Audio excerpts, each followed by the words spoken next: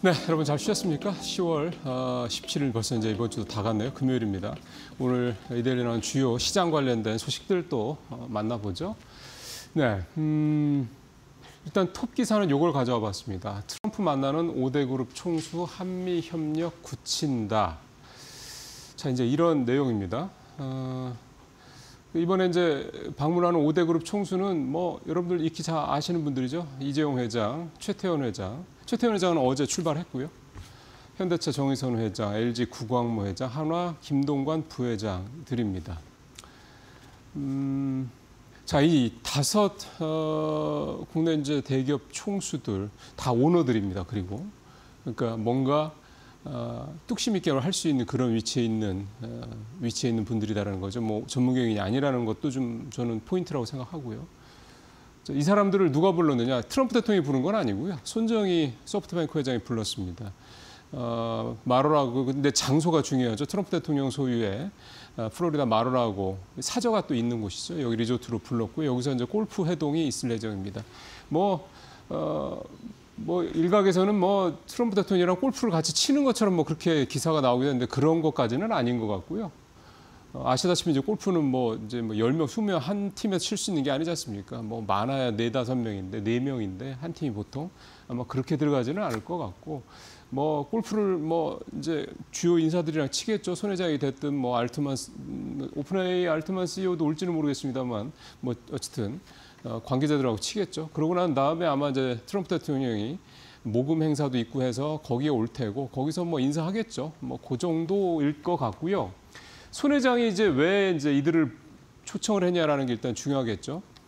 지난 10월 초에 알트만 CEO가 왔을 때 이재용 회장, 최태원 회장 만나서 HBM 월 90만 장 달라 이렇게 그때 요청을 했죠. 지금 만들고 있는 게 40만 장인데 90만 장 달라고 그러는 거는 이제 두 회사가 지금보다 2배 이상을 생산해서 그걸 다 오픈AI 한 회사에만 줘야 된다는 얘기가 사실 불가능한 얘기고요. 시간이 많이 걸릴 얘기입니다.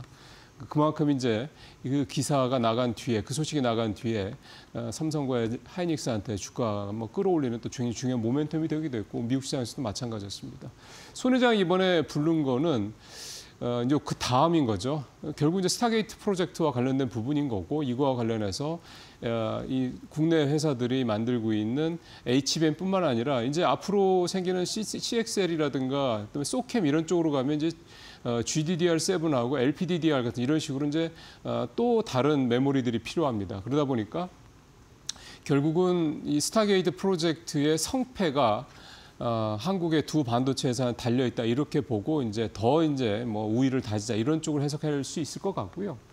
한화 쪽 김동관 부회장 같은 경우는 역시 이제 마스가 프로젝트와 관련돼서 뭔가 내부적으로 얘기를 할 수 있는 거리가 있지 않겠냐 그런 자리를 마련해 주는 그런 공간이 있지 않겠냐라는 거고 LG는 역시 AI 프로젝트가 뭐 스타게이트 프로젝트로서 미국의 AI 프로젝트가 안착을 하기 위해서는 전력 문제가 심각하죠.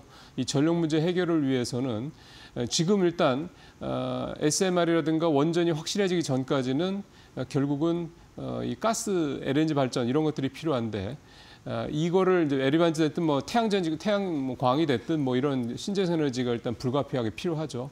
그거가 일단 간헐성적인 측면도 있고 그다음에 가스 발전이 또 한계도 있고 하다 보니까 이제 그런 것들을 좀 커버해 줄 수 있는 게 일론 머스크가 아이디어를 냈죠. ESS.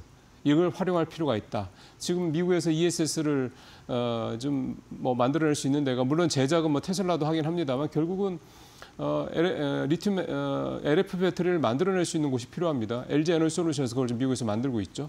뭐 그런 부분들이 있잖아요. 뭐 이거 이렇게 좀 추론을 할 수가 있는 겁니다. 현대차 같은 경우는 이제 여기 뭐 기사 내용에는 미국과의 뭐 어떤 뭐 공유, 공동 개발 등등 이런 얘기들이 있는데 현대차는 솔직히 왜 손정희 회장이 이 자리에 불렀는지 잘 모르겠습니다. 하여간 기사 내용에는 뭐 차 협상, 협력 이런 것들도 있는데 정확하게 잘 모르겠는데 전기차 관련된 부분 뭐 있을지는 모르겠습니다. 어쨌든 전체적으로 국내 5대 이 오너들을 그룹 회장들을 불렀던 거는 결국은 뭐 반도체라든가 등등등 앞으로 미국이 제조업을 키우는 데 있어서 한국이 필요하다.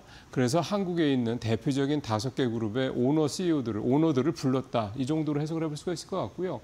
여기에서 무슨 대단한 뭐가 있을 거냐 이렇게 글쎄요. 그 기대치는 너무 높게 가지실 필요는 없을 것 같다는 생각도 좀 들고요.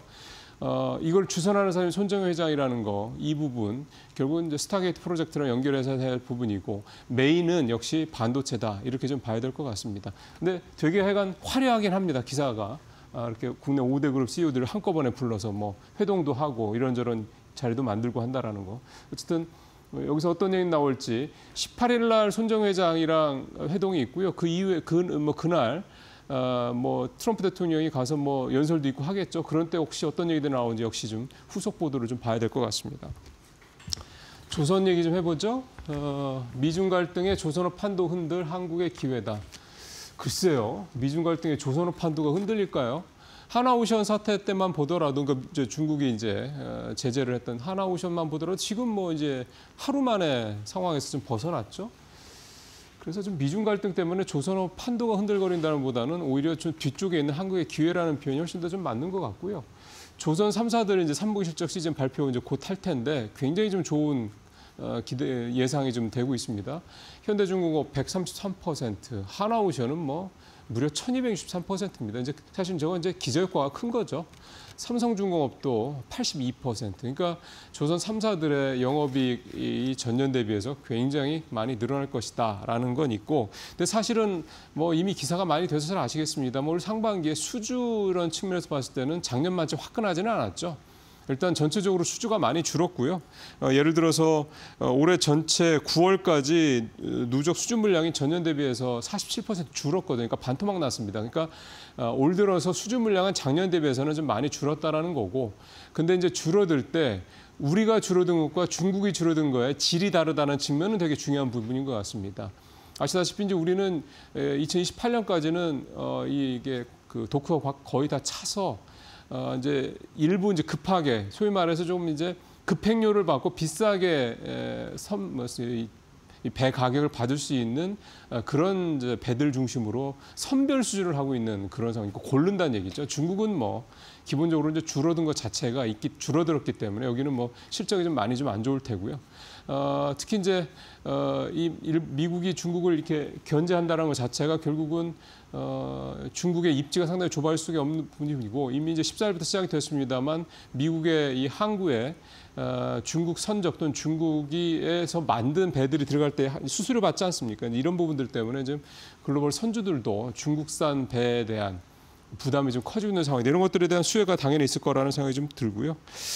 근데 사실 이런 내용들은 이미 조선주들에 반영이 돼 있습니다. 중요한 거는 이 다음에 조선주들을 한 단계 더 레벨업을 시킬 수 있는 모멘텀이 과연 뭐가 있느냐.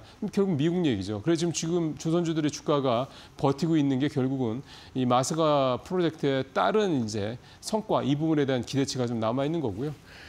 그래서 결국은 마스가 프로젝트와 관련돼서 상선이 먼저 발주가 있을 테고 그 다음에 이제 MRO라든가 미국 군함 쪽으로 좀 가야 될 텐데 최근에 중국이 이번에 하나오션 제재했던 것도 결국은 미국 그 군 관련된 해군 관련된 견제에 있다라는 해석들이 좀 많이 나오고 있지 않습니까? 그런 걸로 봤을 때도 어쨌든 이게 언제 얘기가 돼서 실제 가시화가 되느냐, 이게 조선업체들을 끌고 올라갈 수 있는 이제 또 다음 모멘텀이라는 생각이 좀 듭니다. 근데 이게 되면 이거는 이제 사이즈 자체가 좀 다르기 때문에요. 2029년에서 2030년 이런 사이즈가 아니라 2, 3년 더 뒤로 더 갈 수도 예를 들어서 뭐 2030 뭐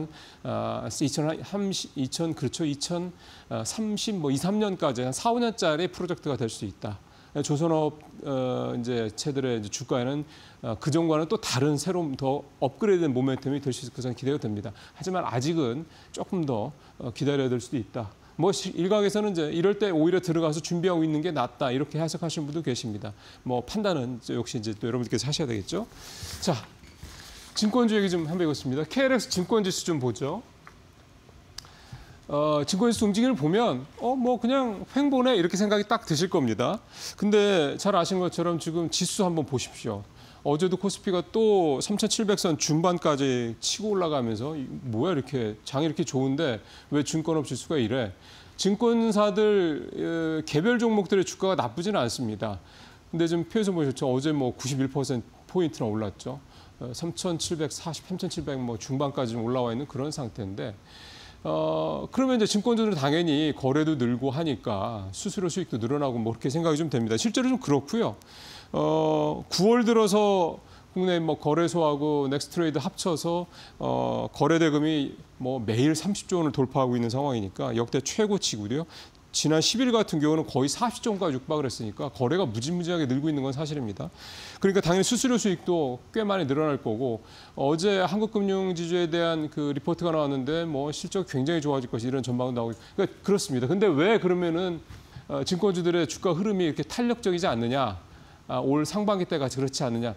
정책 수혜에 대한 기대감이 좀 발했기 때문에 이런 얘기가 나옵니다. 지금 사실 그 이후에 3차 상법 개정안에 대한 부분도 원래 뭐 9월에 다 통과될 거 되지 않겠냐 했는데 지금 별로 진전되는 게 없지 않습니까? 배당소득 분리과세에 대한 내용도 사실은 좀 더 진전되는 게 없습니다.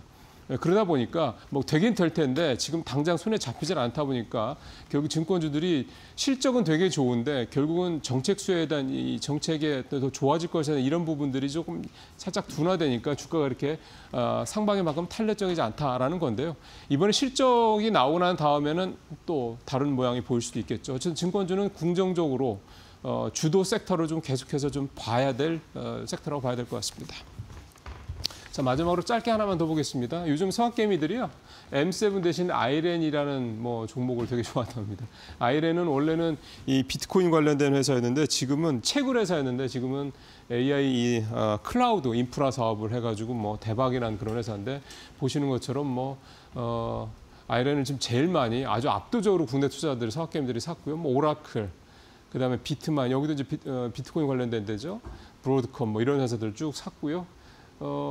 이 M10이라는 그런 이제 얘기가 나오는 거는 이제 시카고 옵션 거래소에서 만든 새로운 지수인데 M7에다가 브로드컴하고 팔란티어 AMD를 추가해서 이제 10종목으로 M7이 이제 M10이다 이렇게 늘려가고 이것도 아마 이제 앞으로는 되게 회자가 좀 많이 될 것 같습니다. 이 아이렌 회사나 뭐 이런 회사들, 그다음 비트마인이라는 회사들 이런 회사들을 좀 많이 사고 있는 이유는 비트코인과 즉 가상자산에 대한 기대감 이 부분이 좀 있겠고 이런 회사들이 또 굉장히 발빠르게 AI 관련돼서 뭐 이렇게 움직이고 있는 이런 부분들이 좀 주목이 되고 있다고 봐야 되는 거고요. 소확개미들이 이렇게 국내에서는 여전히 낯설지만 새로운 어떤 종목들 특히 시장 트렌드에 부합하는 시장 트렌드를 굉장히 잘 따르는 업종들을 굉장히 적극적으로 매수를 하고 있다. 이 내용이 이제 오늘 이 기사의 주요 내용이 좀 될 것 같습니다. 이 표 같은 것도 한번 여러분께서 요즘에 소확개미들이 뭐 많이 사고 있는지 한번 참고하시면 도움이 좀 되실 것 같습니다. 마치겠습니다.